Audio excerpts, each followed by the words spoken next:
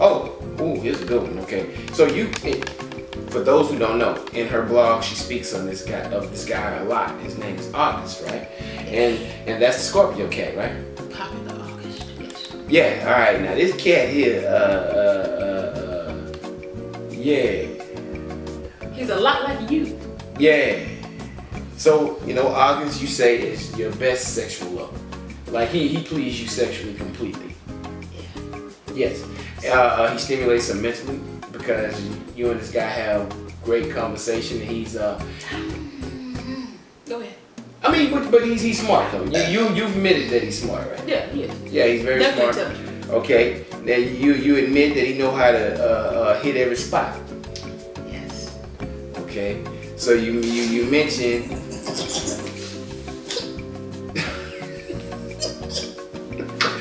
But now, one thing about this guy that some of these people won't know is that he's married. He is married. Yeah. That's exciting to me. He's a I married. get a stiffy sometimes looking at his wedding ring when we doing it. Okay, this is what it is. Okay. Now, I never thought I would date a married man. Actually, in August Adventures Take 2 to digest. She used to tell me she would never do that. Oh, I did. Oh my God. I remember you. Oh, that's wrong. I wouldn't have sex with somebody that's married. That's just wrong. I used to be like, man, get the buck out of here. I didn't sound like that. My voice wasn't that high pitched, thank you. I don't know. I think your voice had a pitch to it. Do you have the class LinkedIn? Yes, I do. All right. I'm doing the Cidney Green at the moment. Okay, cool. Yes, I did. I was very judgmental. I was the friend you didn't want to confide in. I would make you feel bad about everything. I mean, I really did think I was better than a lot of people. I mean, so I used to think that women who had sex with married men, low self-esteem, they don't care about themselves. He could never care about 2 people at once. I was very judgmental, but married men I find do the most for you. Like I have this song called "Dick So Good" about August. It's coming up soon after it's finished being mastered, and it's really true. It's one of the hooks is, I'm gonna let you hear it before you leave. It's hard to feel bad with dick so good because you try to feel the guilt, but you're too busy feeling orgasm. I mean, guilt and orgasm don't go well together. And so he was a friend at first. Me and him were friends for about a year before we did anything intimate. He started buying me smoothies, and I'm fat, so anything edible that you can provide for me is gonna ease you in there. I may want to do something strange with you after that. You tried to sell him some tea. Coffee. I saw coffee, and he bought some, and he didn't know me, and he bought some. Very, very nice guy. It really let me know that just because somebody's married, that doesn't mean they have to be this asshole just because they want to be nice to another young woman. But we started out as friends, and then I didn't know very much about the law of attraction then, but I knew that it was a feeling-based universe. How you feel is what you attract. Thoughts are only important because they produce the feeling. You know what I'm saying? So I knew that if I could feel what it felt like to have him, do these things to me, because when I met August, I had not known what it felt like to have a man pay for things, to have a man do shit for me. I'm so, like my mom, I'm a giver, and I will give so much that I don't even realize I was receiving nothing in return. I be that busy throwing stuff. And her mom is a giver. She is. Yeah, we just got done indulging. Do you? Okay, right. So yeah. So feels so good, make you want to poke her mouth. That's a little strange. I don't believe I'm enjoying that. Oh, I don't think about nothing. Well, You do like them cougars though. Yeah, I do. Hey, I'm gonna tell you something else about the cougars. Since you talking about paying for you, cougars take care of you sometimes. But anyway, August was he used to tell me about how he had another, other woman, another side piece, whatever you want to call it. He used to take on trips and pay bills and do all this stuff. I'm like, damn, I've never had a man do all that for me before. And so I started to notice the kind of person that he was. He's really, really a good person, very generous. And so we talked about it. I mean, I'm not gonna act like I tripped and fell in his lap and my lips grazed his. And next thing no, it was very planned. We sat there and we talked about what we were gonna do, and we discussed it. And next thing you know, I'm receiving cunnilingus in the car outside of the barbershop, and that's it. Woo. But August, man after my own heart. Yeah, he's such a good lover. I mean, and he takes care of me in a lot of ways. He's actually the guy I talk to the most. He's actually the only guy I really have sex with. I mean, he's the only one of my lovers who lives in Baton Rouge, and so I see him the most, obviously, and I have sex with him the most. And anytime I need something, he always gives it to me. So he spoils me, and that's why I spoil him sexually. That's really how you get me. I mean, so when dudes read my blogs, and it doesn't happen a lot, but they think they come at me sexually because they read my blogs. I'm like one guy, but he did it with a good intention, but that does nothing for my loins. My loins will be dry as the Sahara. Yes, dry as Kunta Kinte's nappy roots. Then we have to go to Kunta. Well, you gotta understand the scarcity of the moisture. You know, you can't just, you have to understand. So that doesn't. So it doesn't appeal to me that way. You're gonna have to stimulate some other part of me. You got to do something, invest something. And you notice she said part of her, because she does. There's several different parts of her. She has a lot of different needs, and each one of her lovers meets them, and she has different parts of herself, and every last one of her lovers happen to meet the qualifications. It's still some personalities that need more attention, but for the most part, everybody's taken care of. And that's one of the questions. Talk about personalities. You have Trixie, she's the big kid. You've probably seen everybody just in this interview. They really just fluctuate in and out of conversation. The giggling, the strange giggling. Trixie's the one that mooned your boy. She's the one who farts. She's the one who... That's the one I see the most of. You've seen the sexual side too. We didn't have so many sexual conversations. Yeah, I tell you about my sex stories, page, and you can be hearing about stuff for the bloggers. So I'm reading and knowing some of this stuff already. You know a very intimate part of me. We'll talk about that in a second, but you know a part that my close friends, like, you were there in that phase before I was really coming into myself. So we'll talk about that in a second. Okay. But Trixie, she's the big kid. I mean, she likes to play. She's like my mom in my mom's house right now. I mean, I don't plan on fixing the plate for myself. I don't feel like doing anything for myself. I mean, I'm such a child at heart. Such a child. On the cool, mommy likes that anyway. She does. She does. She loves her babies. She does. I'm looking at 2 beautiful pictures of her babies right now. Keep strange thoughts out your mind. And I've actually thought about doing something to both of her babies. You just said okay. And the mama too. You went all in the family. And the yes, mama I'm gonna tell you right now. I have definitely thought about doing something to your mama. Okay. Anyway, so we have Angela. Angela's the one who reads all the books. Angela's the one who's very sophisticated and spiritual. Angela is the law of attraction. Who else? Lena's the sexual deviant. Lena's the one who will have sex anywhere. Lena's the one who loves porn. I felt like I was addicted to porn at one time. I still have slighter. I watched hours of porn with this lady. We did. Oh, we did. Yes. The big old butthole. Remember the butthole that was? Yeah. Good God Almighty. Yeah, we watch it together. Anyway, but you know, I introduced you to the ass berry. To Kelly Wells. Kelly Wells, that God bless Kelly Wells. I like white porn. Black porn gets on. They don't do nothing. I like 3. White boy crazy. I don't. Who is white boy? What do you know? Who's a white boy? White boys are nuts. The ass berry. The white boy was responsible for the ass berry. Ass berry. You want to tell what the ass berry? No. I just want to say something like this, man. White guys don't really have much rhythm when they doing their porn, but they don't really need it. They just go hard. They back real stiff. They be sweating though, boy. Yeah, black people do roll in Yeah. See, brothers always trying to slang long iron. You know what I mean? They trying to hit this way and move around. That white boy don't give a damn about all that. White boy gonna jump in there and go as fast as he possibly can. I don't know how they still be alive with your heart rate that high. And they think the white girls be fake, and I don't believe they do. I don't believe the white girls. Mona's the baby. She's a real vulnerable child. Antonio helped me see just how sensitive I really am. And she's the baby. She needs all of the stuff that mother gives. Mona needs, but Mama don't let Mona speak. Mama just comes and does everything. Like for instance, Mama will have a plate ready for you when you get home, surprise you for no reason at work. Mona really needs those things, but she won't let Mona say it because she's afraid Mona won't get it. So therefore, she'll just give hints by giving so much.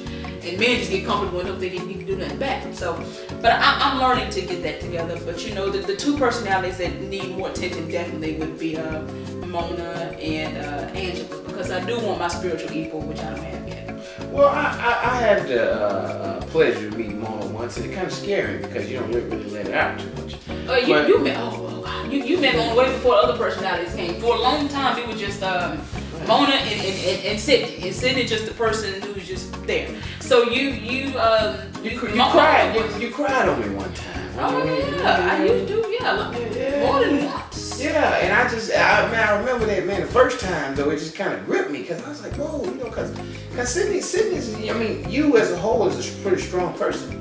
You know what I mean? The Cidney I met was a very strong, you know, goal-orientated young black female. You know what I mean? And that's the Cidney I met. That's the Cidney I got used to.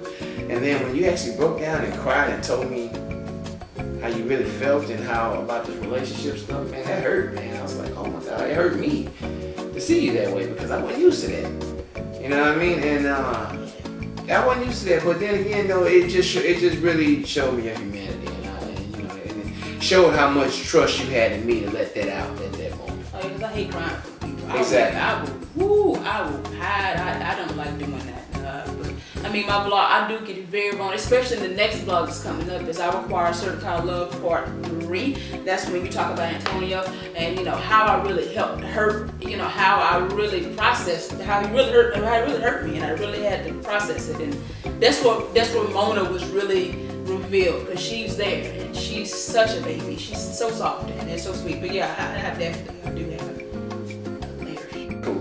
All right, here we go. Here's a very interesting question for you. Or are you open to bring in new love? Absolutely. You can never have. Am I open to? That's just like saying you're open to bringing in more money. Hell yeah, you never get enough. There's no such thing as too many men that love you with good cock and money and respect. Can't stop till you get enough.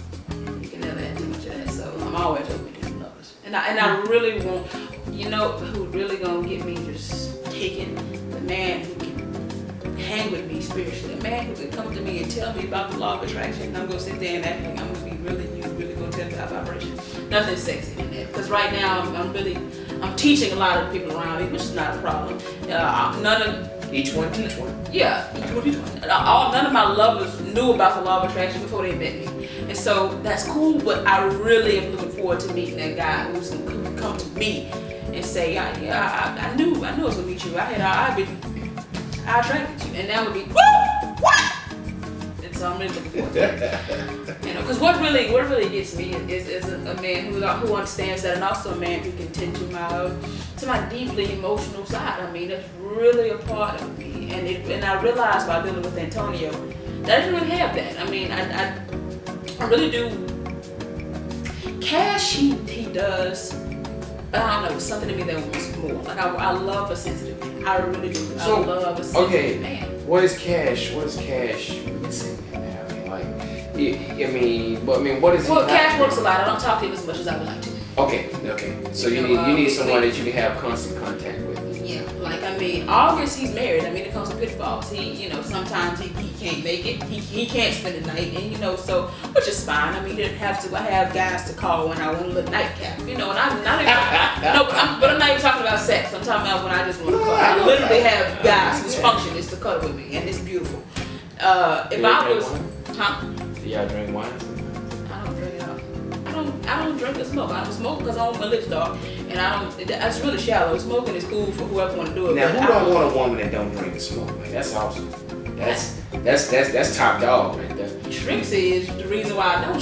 Anything people need to smoke and drink to relax, to put in mind, to escape, to feel good, to have more bravery, to have more courage, to have less courage. All that shit I have just built in, and it really clashes with it. I don't like to do it, but I did smoke twice when I was like 16.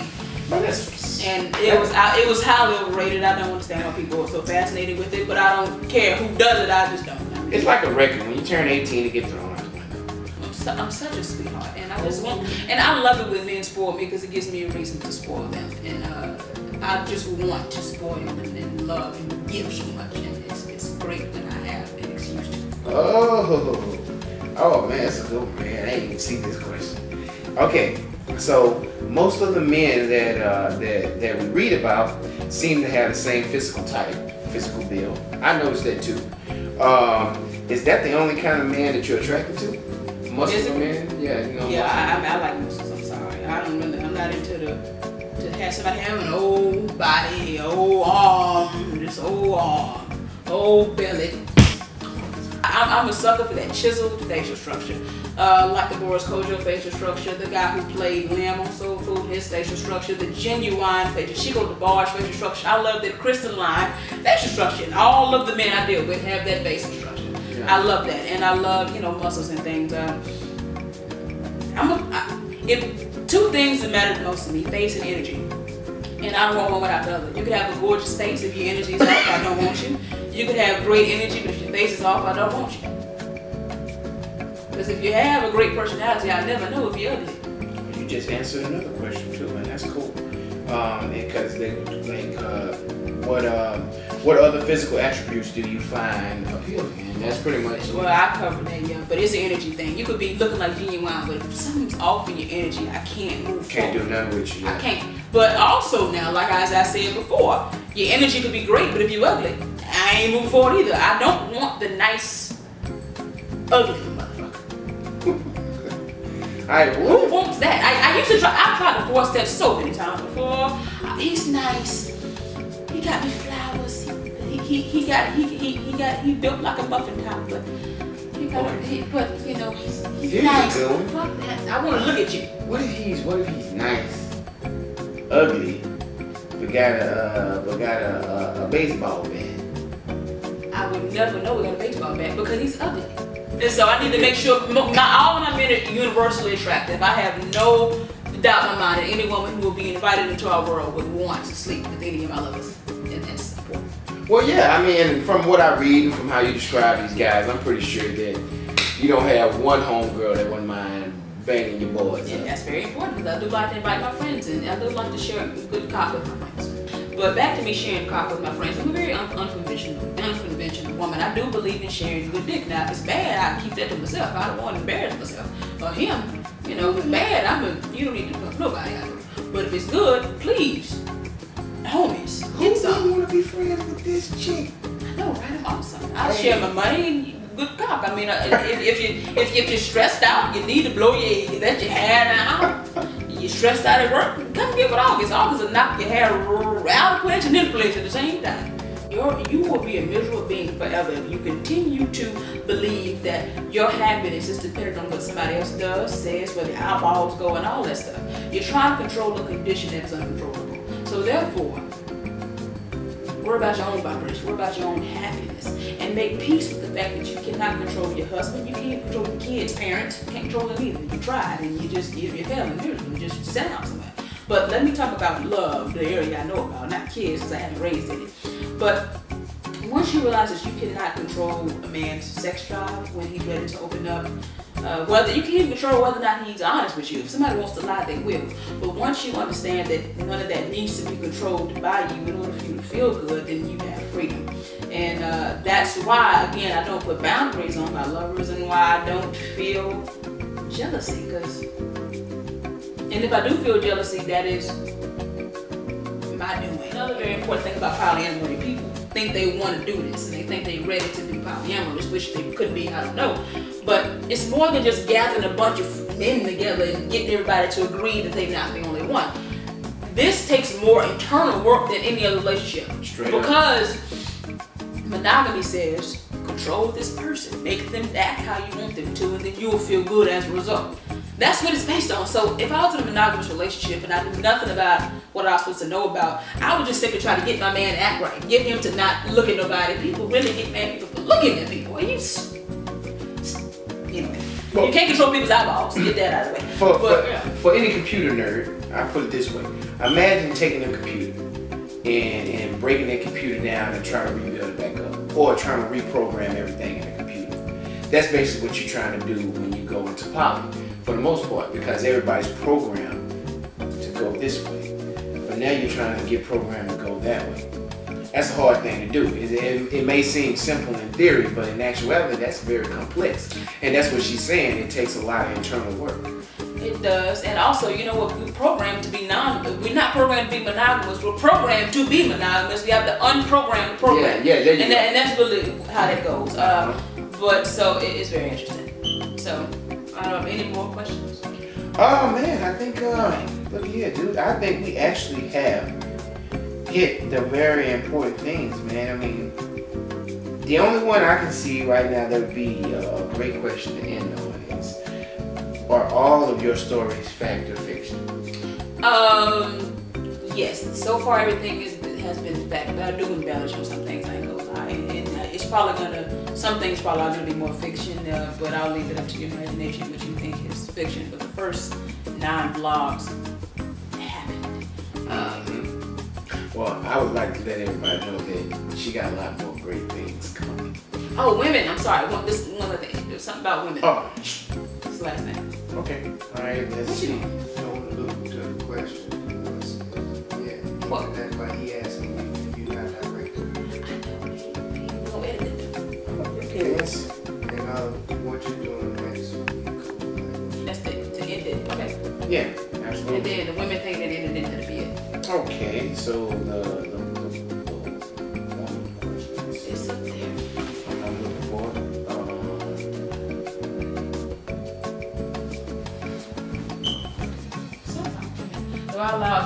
Do I allow female lovers or something? I don't know. No. I want to find it. I want to make it right. It's in there. Maybe it's retarded or something. I want to make it right. Here's a very important. Do you want all your lovers at once? Absolutely. I really. Well, now are we rolling? Okay, let's go ahead. All right. So here's a very important question right here. Do you want all your lovers at once?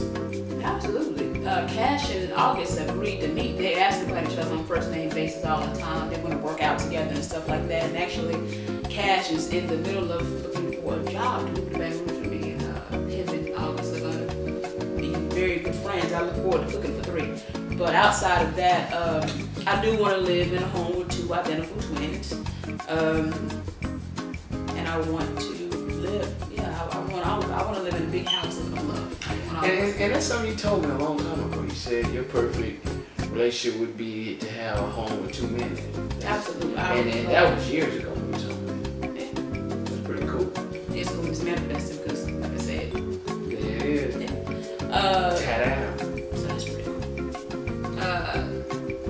So here's something that I think that all your faithful readers and readers to come and fans to come would like to know what's going on with you in the future.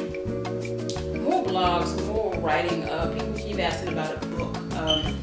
Everything we've done the work to get everything copywritten, and so the book is basically being written right before your eyes. Except obviously when the book is written, there'll be more things. So working on books, working on some other things. I don't want to let the cat out of the bag for the major project I'm working on now. I know something you know. Yes, he does know. I mean, everybody here knows that a big, major total liberation project is actually happening right now, and we already have funding for it. So I'm just saying, that's all I'm saying. I'm sworn. I've signed paperwork, confidentiality.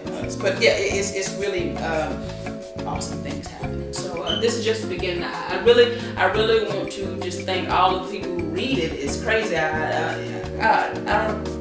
just got like 65 followers on Tumblr now, but so many more people read it than that, because I call them closet readers and you know who you are. But I just want to thank everybody who inboxes me, everybody who reads it, everybody who says, somebody even said they want their daughter to be like me. Like, wow, like it's already starting. Like, I'm a big deal. All people that support me, the readers, I love y'all all. And it's more to come, more strange things.